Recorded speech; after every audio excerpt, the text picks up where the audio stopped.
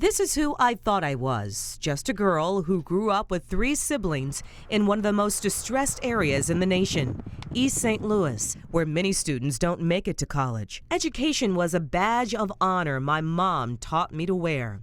The retired teacher never removes hers. So I went on to one of the country's top journalism schools. Soon Wayne grew tired of the discrimination And quickly got to work, reporting on stories that mattered to the community.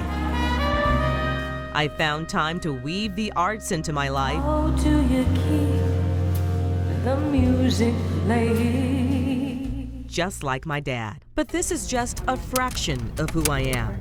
What we have are a lot of records that are available online. Researchers from Ancestry.com found a larger equation. They have 8 billion historical records.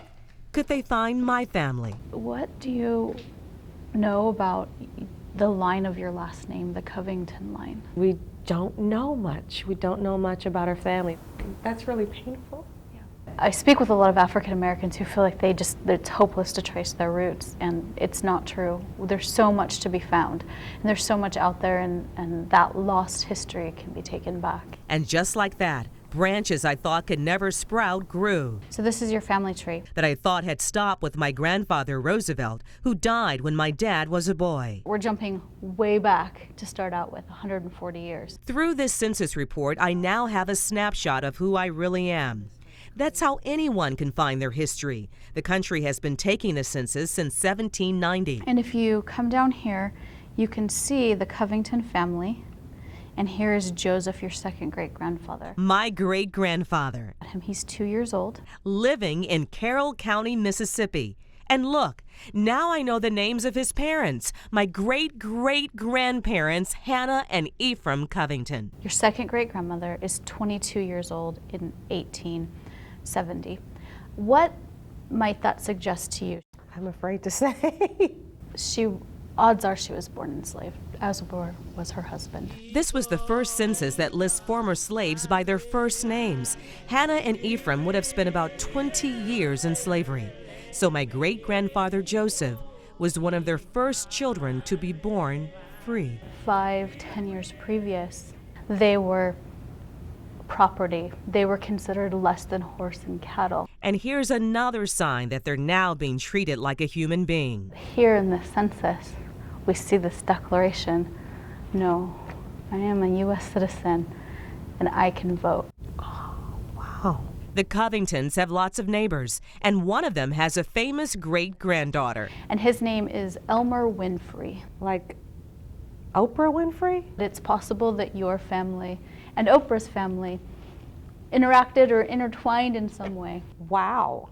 Did you ever think your family tree might collide with Not Oprah's? in a million years. Could have been picking cotton together. They might have been picking cotton together. It's quite possible. Her family tree goes back to the exact same place that your family tree goes to. Wow.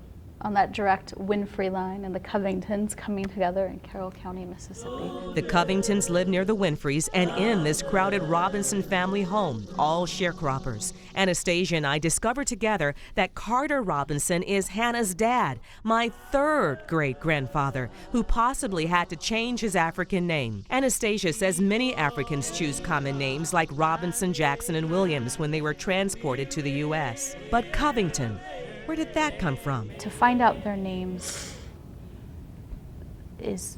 you have to start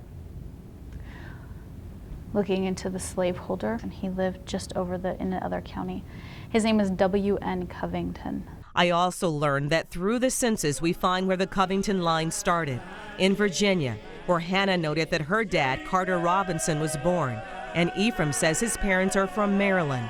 Slaves, separated, possibly sold on the auction block and transported. We don't know their names. It doesn't mean that we'll never know their names. The Covingtons' life was visibly hard and tragic. Here's more evidence. Over a 30-year period, my great-great-grandmother had 14 children. 14 children, and 7 of them died. That must have been devastating. While an earlier census report shows that no one can read or write, later, progress. Oh, yes. Oh, that's great. They may have started enslaved, and it may have been a hard, long road, but if you look over at your family here, where their children are educated, where their children can read and write, and then you fast forward 110 years to you and what you've been able to accomplish, and you think about that legacy that you can hand to your children over the course of when it becomes 200 years, what your family has been able to accomplish, despite the horrible history that's back there. Empowered and anxious to return home to share this family history of horror and hope.